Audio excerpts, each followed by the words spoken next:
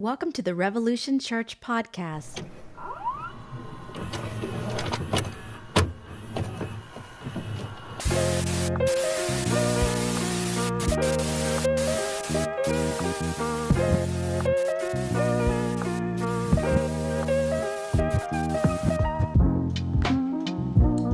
Good morning, everyone, or good evening from wherever you're watching. Jay here. I'm recording this because I have my kids this week, and so I wanted to talk to you guys, give you a little bit of an update, a little bit of a service, see what we can do with this, try this recording thing.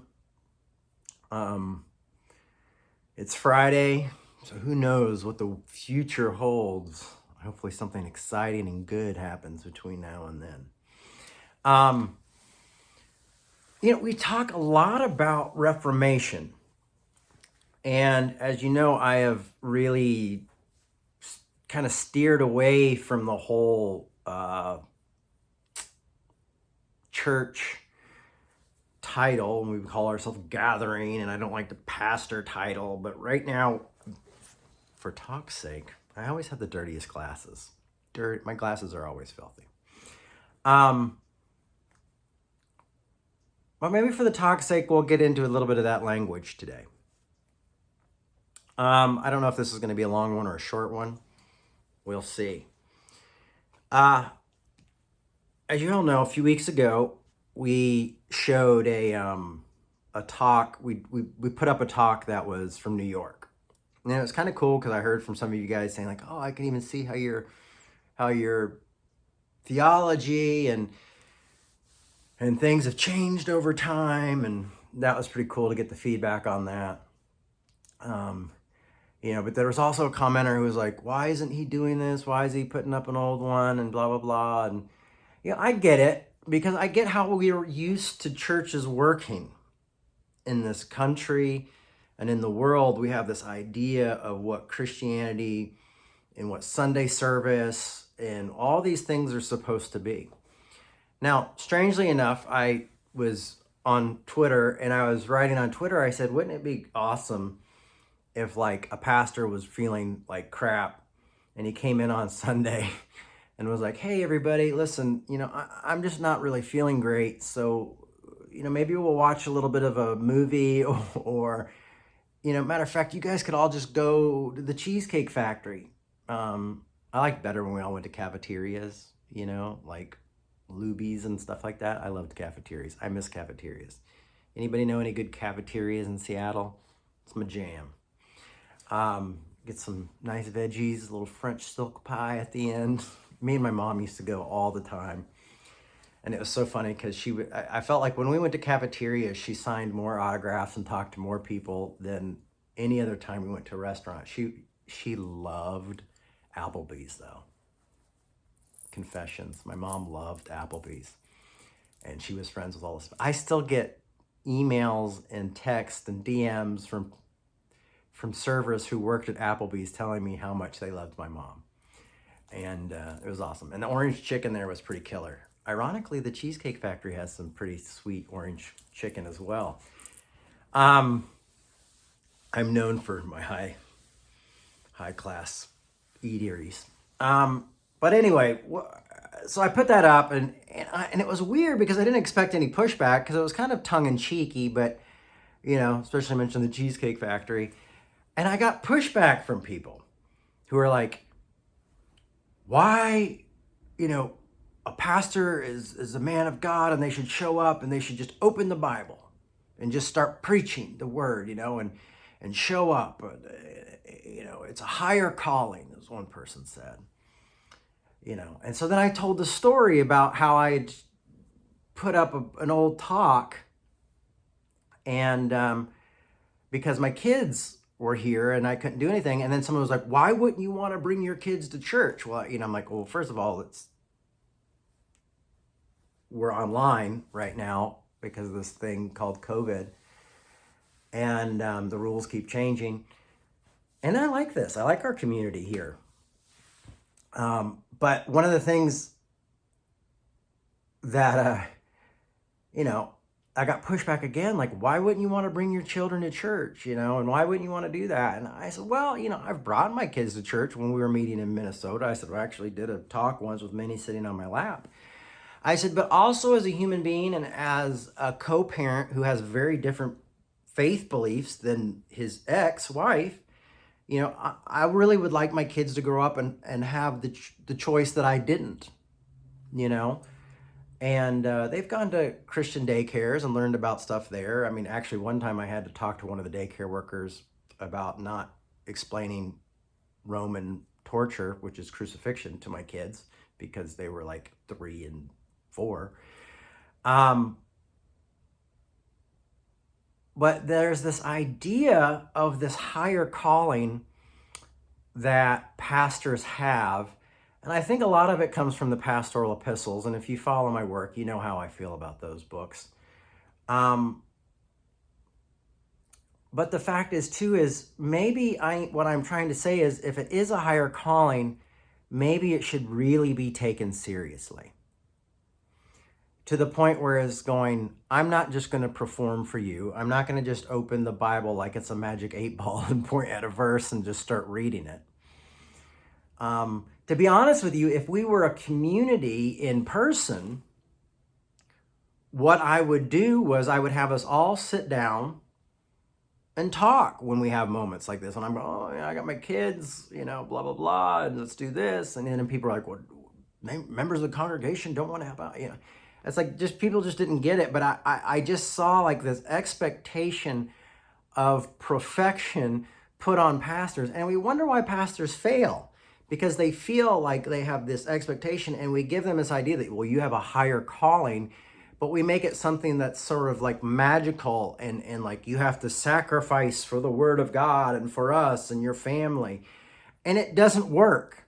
I've seen so many messed up kids who grown up as past PKs in the church who never felt like they were the most important. Growing up, I had to make the reality. I mean, I think this is a reality I've just recently faced having a conversation with my sister is that we had to share our parents with everyone, and so we had to kind of take a back seat to that.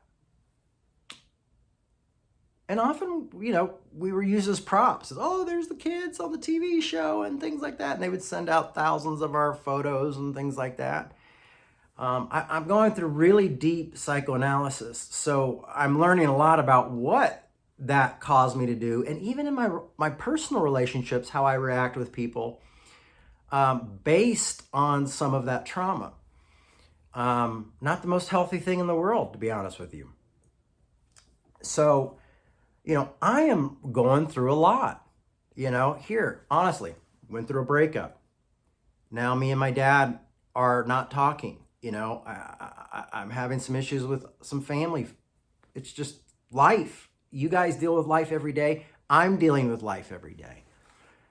And I believe that revolution is called to reform the church. I believe that's part of my work. I believe it's part of Peter Rollins' work. I believe it's part of Hegel's work. Heck, man, I'm even using Freud to do it. And Paul Tillich and Martin Luther King Jr. Those are my guys. Did I mention Hegel?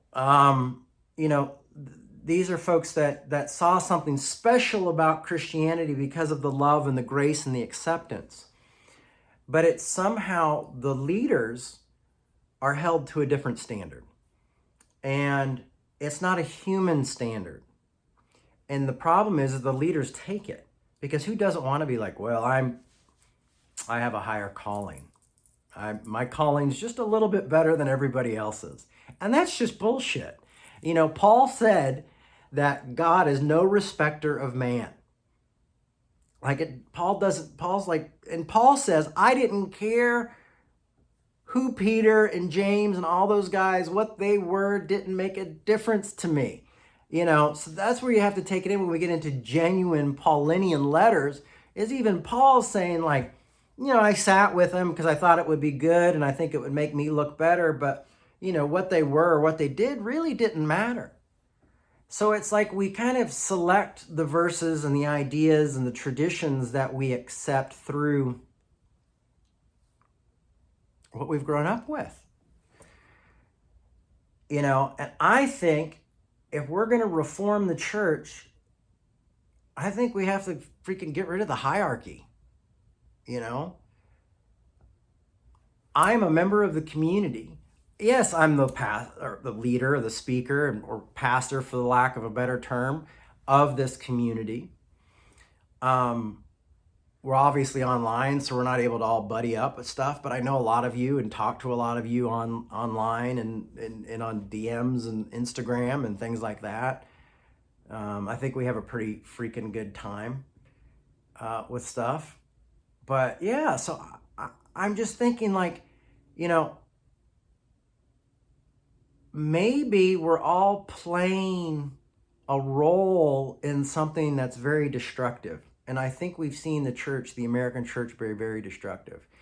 Because when you say someone has a higher call, it's really almost impossible not to put them on a pedestal. And nobody should be put on a pedestal. Because when you put people on pedestals, they will let you down. And often people like to go to church and almost have this transference where they have the speaker, the pastor, that kind of believes on their behalf. And so I think for some folks, they think well, if this guy isn't working out, if this guy's life is screwed up, what's the hope for me? But I don't think the church is called to be a motivational clubhouse. I think we should be living in the most rawest reality, where we should be able to, I always say, argue well, have hard conversations, and be honest with each other. So it's like, for me, it's like, I'm going through a hard time. I'm recording this because I want to take care of my kids on Sunday, and be fully present. I might get someone to help. I was thinking about talking to someone at their daycare about maybe having, if they knew a good babysitter, because I don't know a lot of people here in Seattle right now. But, hey, maybe somebody could come in and watch the kids and do Sunday. Because I do like to get up early on Sunday and go through my notes and write things out. And, I'm always working on talks in my head. This one's a little bit more free-flowing. But I think the time is to ask is, what are you looking for in a community/church? And do we really want transparency, or do we want to be comfortable? I just don't believe in magical thinking anymore, and I think that's why I continue to be very drawn to Paul and even Jesus, because Jesus seemed to talk to everybody. He talked to Pharisees, he talked to Roman guards, he talked to politicians, he talked to sinners and prostitutes and tax collectors. This was a guy that wasn't afraid to talk with people. And then there was times where he needed to get away from the crowd. Like, guys, you gotta get me out of here. And so it's really funny how we've kind of interpreted this idea of this higher calling, and then people are like, well, it's a job. Yeah, but to me, it's an important job that I want to bring people good news. I want to challenge people to think critically. And by doing that, my gift is being very transparent. And I believe we've got to start having a more human church. I think, often the government also, to get a tax ID number, makes you have a board member, makes you have all these groups that make these decisions, which is fine. It keeps checks and balances, and I agree with that. But I also think, if you're looking for a place where you're going to find humanity, and that you're going to find a place where is trying to set an example for other groups like ours to be transparent and make tough decisions and be honest. And I think that's what Revolution represents. And I know for some of you, that's not what you're looking for, you know, and I'm not even saying that in a negative way. Like you just need a constant stability from your speakers or from your communicators and things like that.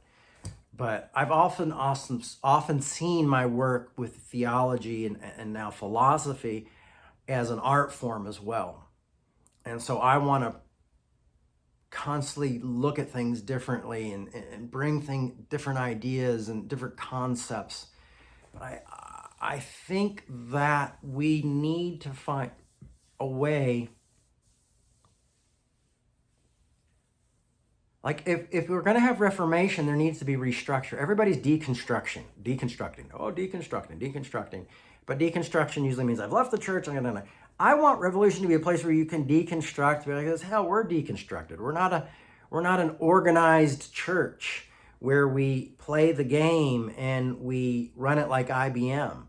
You know, this is run like a community that was probably run in Bible times. You know, I mean, there was probably just issues all the time. I mean, they were tight communities because they really depended on each other. And I guess in a way, I'm saying that's what we need to do.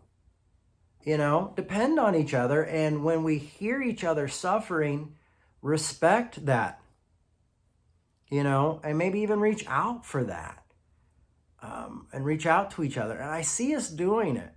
But for some reason, some of these pushbacks I've gotten, just one here and then a few on Twitter, it was just like, you know, maybe we need to do things differently. And really the person saying it's a higher calling, you know, I just played with that a little bit. You know, I'm like, well, if it's a higher calling, then I should be as most transparent as possible, you know, because sometimes I'm going to need you to believe on my behalf.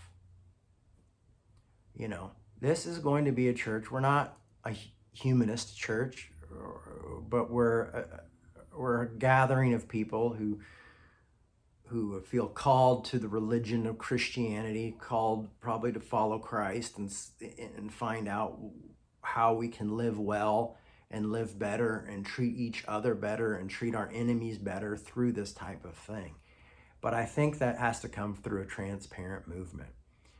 So this isn't me trying to make an excuse for saying, oh, sometimes I have bad days. But the fact is sometimes you have bad days. And a lot of people do. And a lot of people get up there and they feel like they have to make home runs, that they have to make the perfect talk, the perfect community, the perfect this. And it becomes really focused on a person. And, you know, being online, it's a little hard not to be focused on a person. But what I'm going to do is I'm going to be human. I'm going to be real and I'm going to be honest. And what I want to do is call out to other communities and churches and speakers and preachers and pastors to say, it's time to change the way we think. It's time to change the way we do things. And I will say out to the community is that it's time we start showing grace to our leaders and that we give them the freedom to fail and we give them the freedom to be human and we give them the freedom to suffer. You know, I mean, the idea of like, you know, being perfect, eventually you start to, you see how things happen. It's like prohibition, you know, it's like this. And so we see a lot of big pastors have these falls and these mistakes, but it's because they've never felt like they could be human in those situations. So when those temptations of life or the really complicated issues of life come up, it almost is something they feel like that needs to be hidden. And I want to see a church, I want to see a place where it's not hidden, where it is a community, where there are doubts, where you hear things like when Paul said, I try to do what I want, but I don't. There's this battle within me and I don't know what's going on, you know? Or, you know, we see each other destroying each other and we go, we've got to stop this and we've got to live in grace. But I think it's a radical concept that hopefully will catch on. So I'm asking any of you out there, 10 churches and things like that, maybe embrace the leadership and say, hey, you know what? You've got room to be human. Matter of fact, what you're doing is important and helping a lot of people. And you don't always have to be on, because we don't want a watered down version of that. We don't want the Bible to be treated like a magic 8-ball. I want to know that you're suffering. I mean, growing up as a kid, going through church, you've got this feeling that there was this unattainable object. And I seem to be really into unattainable objects, unfortunately, in my life, and I'm trying to change that. Especially with people who aren't able to connect with me emotionally, and all of a sudden I'm like, I must connect to this person. But we want this unattainable object, and it's just time to say, like, hey, we realize this is unattainable, that this isn't living in reality.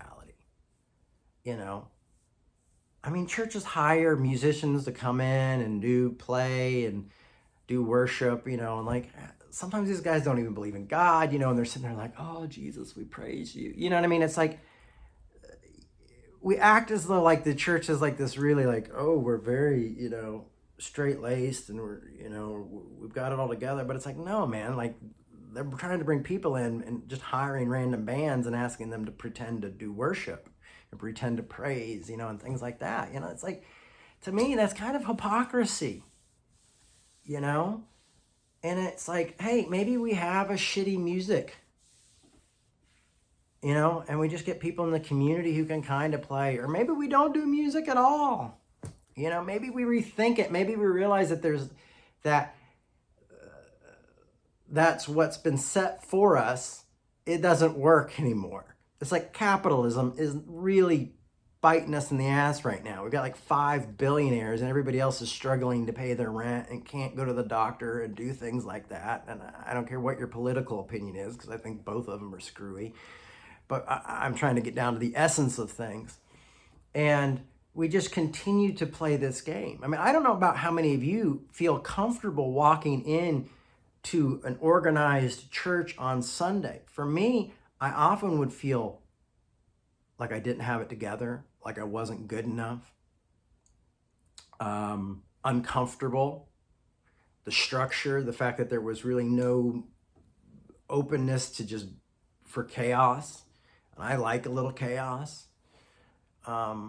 So I guess what I'm trying to say, this really isn't a talk, I guess, as much of it's just kind of sharing my heart, which is a talk, is that if we really want to see the church change, we're going to have to see it not just change in the leadership, but also the people. So here's the thing, is like, not only do we need to ask the pastors to be human, we need to ask people in the church to realize that their pastors are human beings. I see so many people talking about the hierarchy in the church and this and that. I'm like, I don't even think about that stuff with Revolution, and I don't have to. I'm not worried about who doesn't take communion or who can or not take communion. Everybody can take communion. Everybody's welcomed at the table. Everybody's welcomed at this place. I feel like those are unnecessary games that often we subscribe to because we subscribe to a denomination or a theology, and we get stuck within those rules. And then really, if there is a God that intervenes, which I don't know, but if there is this idea of freedom, we kind of don't allow that to happen. We have so much structure, and I don't know how many churches I've been in where it's been like the leadership and then everybody else. But I want to say clearly is that I believe both parties are playing their roles in causing this to be a situation that's not really great. And I think we have to let go of expectations in the church. I think we have to be open to what is community? Community for me is my car battery. I always forget to leave my because it rains here all the time and you turn your lights on. I always forget to turn my lights off. And so my car battery dies. And my car battery was dead the other day. I went downstairs to my neighbor who I kind of like, we see each other in passing, and I went and knocked on his door and said, "Hey man, my car is dead. Any chance you could help me out?" Of course I can, And he came out. Oh, thanks. I was like, "Oh man, I'm sorry to bother your day." "Oh no, it's fine," And it's like I've found more community living in like assisted living. It's not assisted living, but like government housing. I've found so much community here and so much grace amongst the community, And it's funny because compared to I had my car battery die when I went and saw my analyst recently, and I had to ask like 5 different people if I could get a jump. And I was like, I had to pick up my kids, and I was like, I have to pick up my kids. I know. I felt like the story of the Good Samaritan. Like I was like, "Oh, I need help," and everybody's like, "No, I'm too busy. No, I can't do that." It's like, and in the community where I'm in, it's like I don't like to knock on strangers' doors, but I know I can because we're all trying to survive, and I think there's something special about that. I mean, the world is such a mess. We're so divided as a country, and as the church is so divided. I mean, gosh, I was really actually excited that some more conservative Christians were giving me shit because, it was a nice feel of normalcy. It's nice when my progressive brothers and sisters aren't giving me so much shit.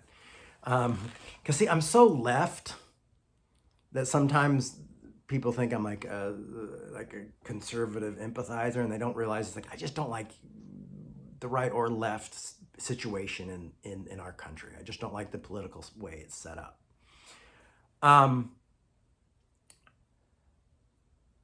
But I can't really do a whole lot to change that, But what I can do is try to say, this is a community, and I will go as far as say a word I'm not really comfortable using right now because I feel like the church is so divided that I don't like using the word, but that this is even a church that has decided to set a new standard. We have decided to lower the bar and say we are going to be a community, and we don't need people to have certain levels or certain places or certain things in order to be religious. We don't have to wear certain clothes. We don't have to do certain things. We're just a community of people who are interested in Jesus, interested in Christianity, interested in life. And we all have a lot of different diverse belief systems and politically, but we're still able to come together and do this. So, I obviously always need some grace. But what I think is we got to start doing that for others. I think we need to start questioning the system, because I think the system is completely broken. Not just the American system, but the Christian system, the church system, and how we work.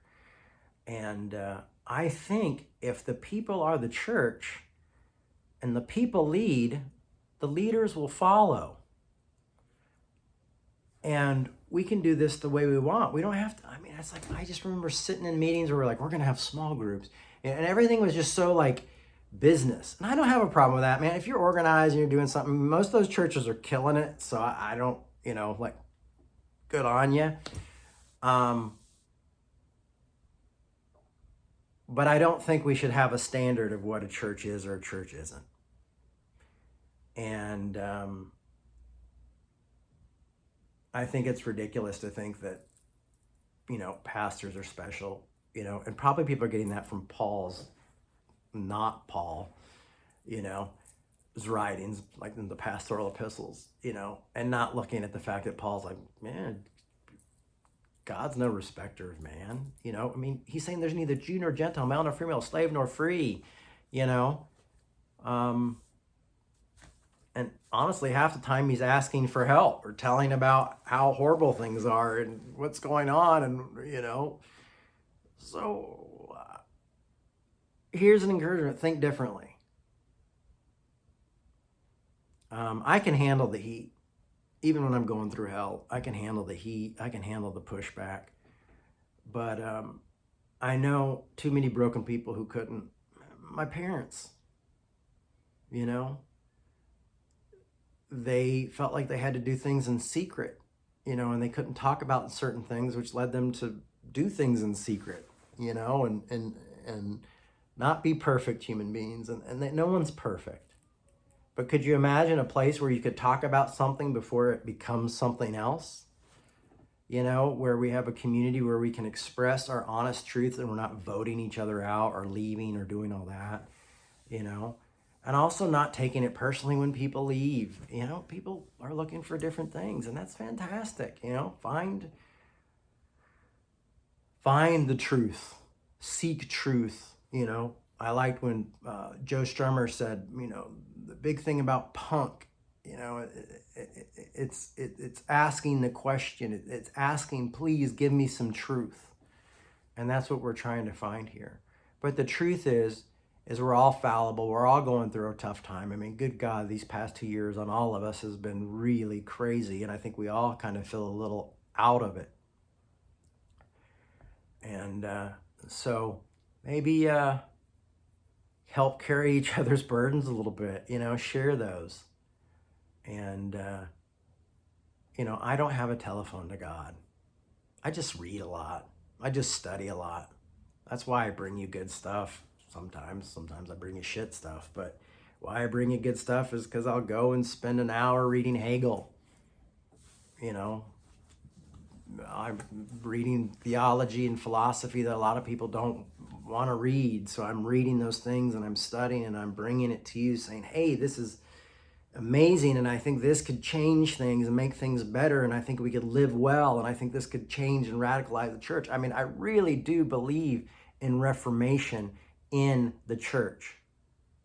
And I long for the day when I can say Revolution Church again and not feel that it's this loaded thing, depending on where you came from or how you grew up or what you went through.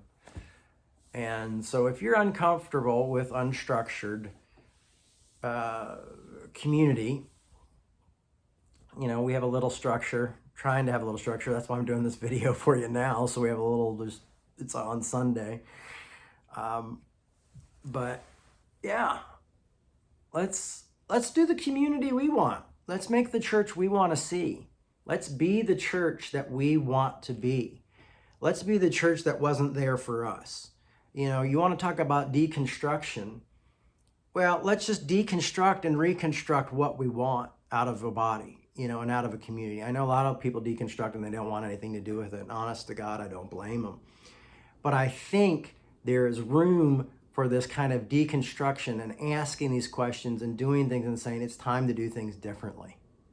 And I think that's why I love punk rock, is because it was saying like, yeah, there's these great bands that are filling stadiums and doing all this stuff, but the music seems to lack soul, man. It seems to lack something. It's just shiny guitars and happy people. And so a bunch of guys got together. It was like, we don't really know how to play the guitar. We don't really know how to do this, but we have passion. We have a belief system. So you know what? We're just going to learn how to do this on the way. And been doing this for 25 years, and I'm still learning along the way and growing along the way. But that's the cool thing about this community, is that I don't expect anybody to arrive. I'm not going to kick anybody out or tell anybody they can't watch because they think differently, because we're all on journeys.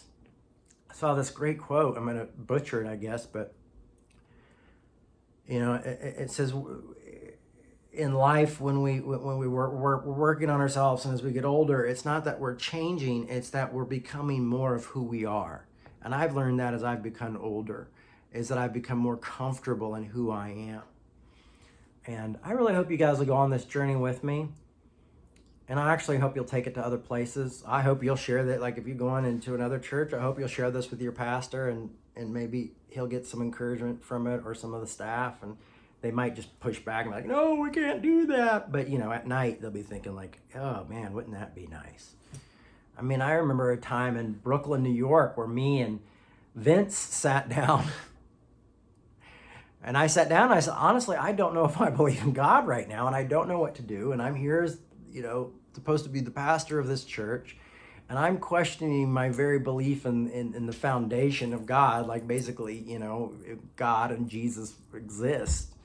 I said, but luckily we have Vince.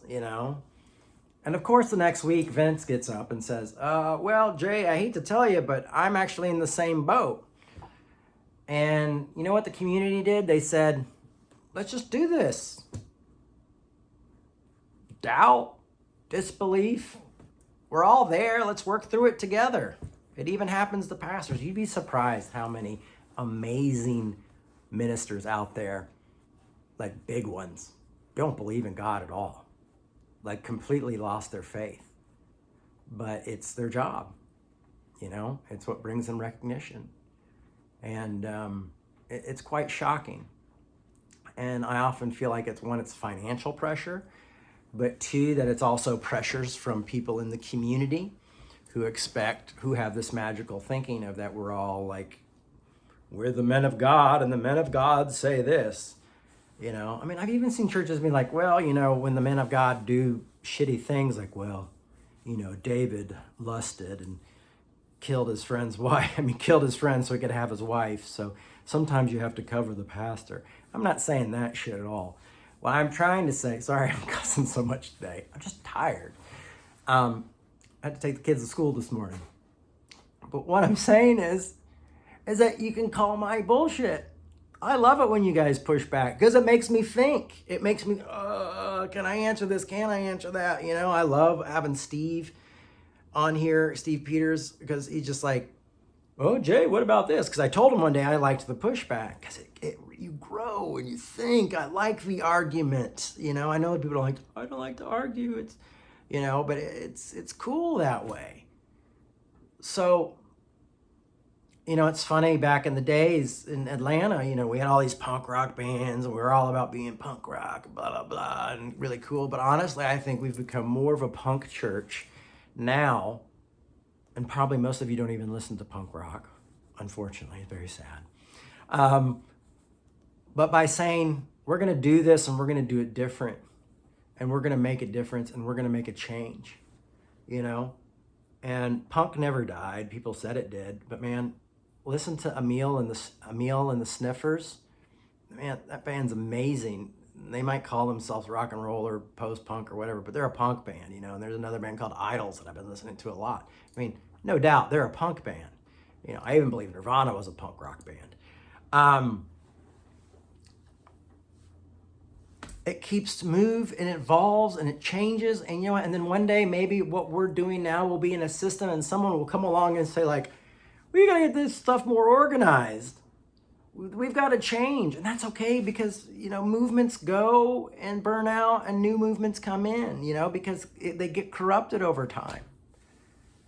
And I've been watching a lot of Wreck-It Ralph with my kids, and there's all these like viruses in the computer and glitches and all these type of things that need to be changed. And so right now it's like I see all these viruses and these glitches, and eventually maybe we get it cool and then we have the viruses and the glitches, and we need to be open to new voices. But if we want to change the church, I don't think it's just about what we say, which I really do believe words are vitally important. Because even when someone's saying they believe in something, you can often see how they're saying it, that they don't actually believe in it. Like, I love Pete Rollins. He talks about like apologists, and he's like, do apologists have doubt? Of course they do. They've written 7 books on trying to prove that it's all right, like in their mind, they're frantically trying to prove that everything is right and Christianity is real and this has literally happened and the world is this, what I mean? Obviously they have doubts, or they wouldn't be trying to like completely prove it. So yeah, I honestly think, like, in the midst of my pain right now, and it's pretty bad, guys, I'm not gonna lie. The last time I felt this type of pain, it was pretty serious. I don't know if a lot of you know this. You probably do, but a few years ago, I tried to take my own life and woke up in the hospital. I did not plan to wake up in the hospital. I planned to die. And by the grace of God, I'm still here. I mean, obviously you have a pastor who's been divorced twice, tried to kill himself, and still loves Jesus, still loves grace, is very Paulinian, still wants to encourage you to live well and love your enemies, love your neighbors as yourself, because I think there is an incredible amount of freedom in there that we can use to make this world a better place. You dig? So,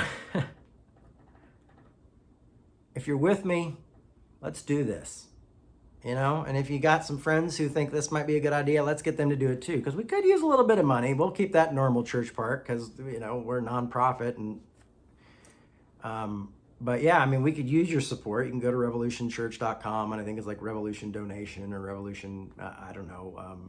We'll make sure we have it on there. We've got to put up more donation buttons. Like, I've been so freaked out about raising money for the church because of my background and what people associate with my family, that I've just always been like, just hide the donation button. Let's make it really hard for people to give. And then I wonder like why I don't get full paychecks and like that kind of thing. But let's do good work. I'm doing other work as well. I'm working on a film right now, so cool things are happening. And I like living life, and I like living life well, but man, sometimes it's really tough and it's really painful. And man, if any of you are out there right now struggling with the ideas of wanting to take your life, don't do it. I mean, I mentioned my suicide, so I think this is important. I am so grateful. I'm in so much pain right now, and I am so grateful to be alive. I'm feeling a lot of rejection from some people I love and who are crucially important to me. And I'm almost feeling like I don't matter to them. Yet, I'm still grateful to be alive and to be in this moment and to be able to see what I can do in this moment. I'm grateful to be a dad. I love being a dad. It's like my kids are incredible. They're joys to be around.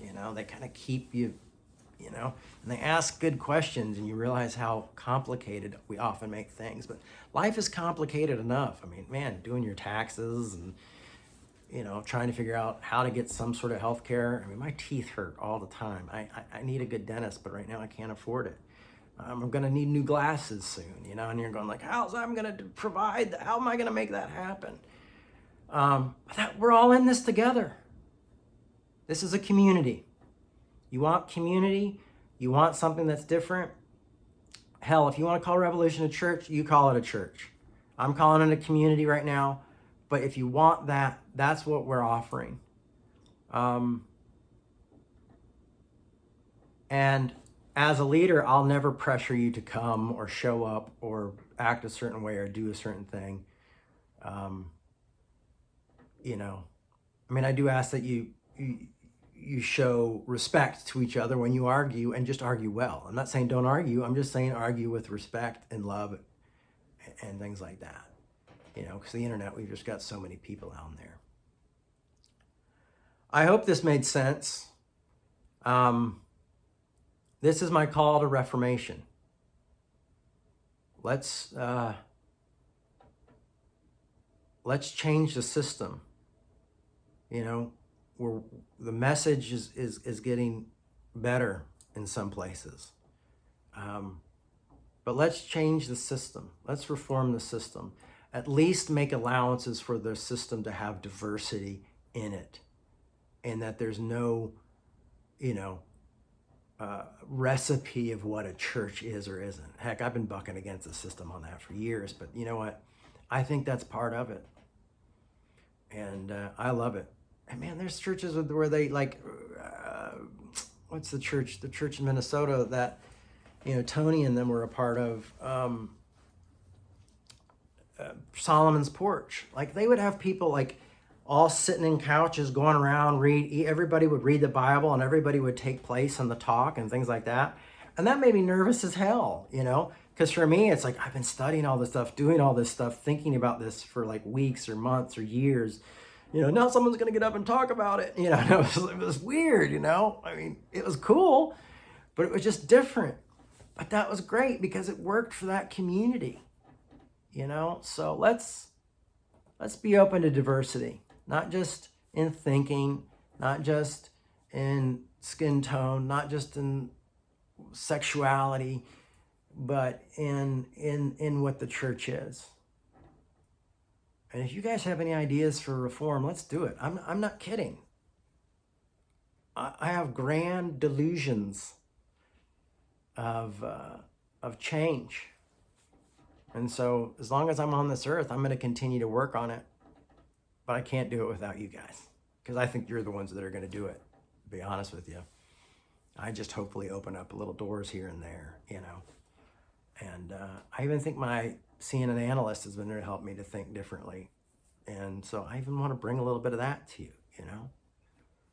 And it's been cool. The other day I was talking to somebody, a movie star, not anybody involved with my parents' movie, but someone who's like I'm kind of a fan of, and they're friends with, like, we're friends on Instagram, and it kind of blows my mind, you know. And I was recommending like really good introduction books to Hegel, and we're talking about this and talking about reading and thinking differently, and how we can do things differently, and why I thought Hegel was important, you know. And that's really exciting to me that I get to do that, you know. And you know, I get to pastor outside of Sundays, you know. I mean, that's my life. My life is not a pastor or a speaker. I don't know what I am anymore. But I do know that I love you guys, and I love this community, and I believe that we're going to set an example, you know. Because it's not just about like, oh, yeah, we're a church in a bar. How cool is that? It's like, no, we're a church that's kind of making it up as long as we go. And we've been doing this for 25 years, and we're still kind of just trying to evolve and see what works, what sticks, and how we can make the church a safer place. And not in a safe way of like, oh, I won't get my feelings hurt, but a place where you can say, hey, I got my feelings hurt, and you can have the conversation, and it doesn't devastate anybody or cause anybody to go to war. And man, I really do hope that we can. I think Revolution, like, once we get a building, I think we have got to start picking the most like different churches than us to do toy drives and to do clothes drives and homeless work. Like, we just pick the ones that are the most diverse and say, listen, we believe in everything different, but we know this is important. Let this be the revolutionary moment of our why we think Christianity is important, and that we're going to take these important principles and take all of our other differences and put them aside. You know, maybe later we can go to a pub and argue well. So thank you for listening. I love you guys. This is pre-recorded, but I will read all your comments, and I hope you stuck through with it. But you can listen anytime you want. That's another cool part. You know, I hope we find a community, but I'm also not against just being here with you guys. I love it. And as soon as we get on YouTube, we're going to hopefully even have a whole different community. But we do, hopefully, we'll plan one time to all get together somewhere. You know, maybe we can all meet in Las Vegas. Go to a few shows or something. I don't know. Or Texas, I guess, is in the middle. We can go to Austin. That's a pretty awesome place. Anyway, that's where I'm at. And thanks for loving me. Thanks for giving me grace. Thanks for all that. And thanks for loving each other. You guys treat each other so well. And you send me so many nice messages. And I see it. And I don't mean this in a condescending way, but I'm proud of you guys. And I am excited. I'm excited that people all over the world listen. You know, that's cool. And so, yeah. Peace out. Have a great Thanksgiving or whatever you celebrate. I'm flying out to go see my buddy Pete. So hopefully I can see some of my Cali friends when I'm out there. I'm going to try, but we also have a whole lot of work to do. So love you guys. See you soon.